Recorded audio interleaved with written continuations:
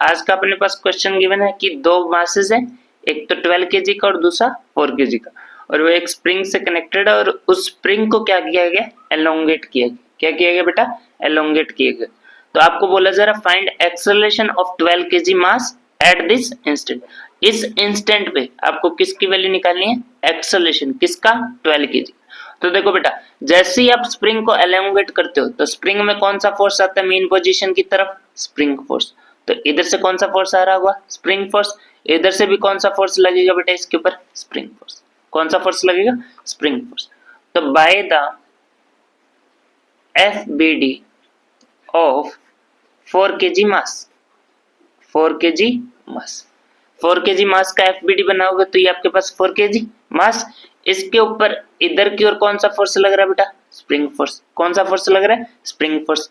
और इधर की ओर ये आपके पास क्या है, नेट एक्सेलरेशन इसका, और वो एक्सेलरेशन कितना है, 2 मीटर पर सेकेंड स्क्वायर गिवन है अपने को। तो यहाँ से आपके पास वैल्यू क्या बनेगी, एफ नेट की वैल्यू किसके बराबर आ जाएगी, F net is equal to F S.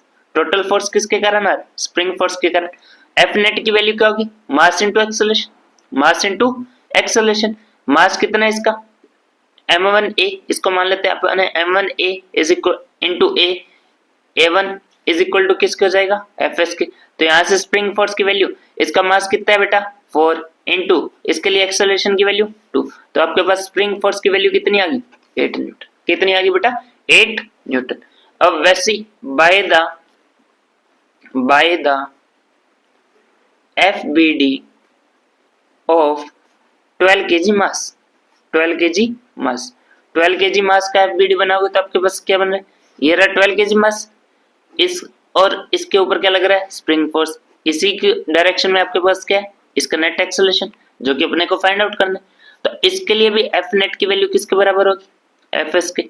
F net की वैल्यू किसके बराबर रहेगी, एफ एस के। एफ नेट के लिए फॉर्मूला क्या था, मास इंटू एक्सेलरेशन। इसके लिए क्या हो जाएगा, m2 into a2 is equal to F S. m2 की वैल्यू क्या है, 12, क्या बेटा 12 इंटू a2 की वैल्यू अपने को निकालनी, a2 की वैल्यू निकालनी। fs की वैल्यू क्या है अपने पास, 8 न्यूटन। इसके लिए इस स्प्रिंग फोर्स के लिए, इस स्प्रिंग के लिए स्प्रिंग फोर्स की वैल्यू तो सेम होगी। तो इसके लिए स्प्रिंग फोर्स की वैल्यू क्या निकाली अपना ने, 8 न्यूटन। तो यहाँ से fs की वैल्यू क्या रख दी अपना ने, 8।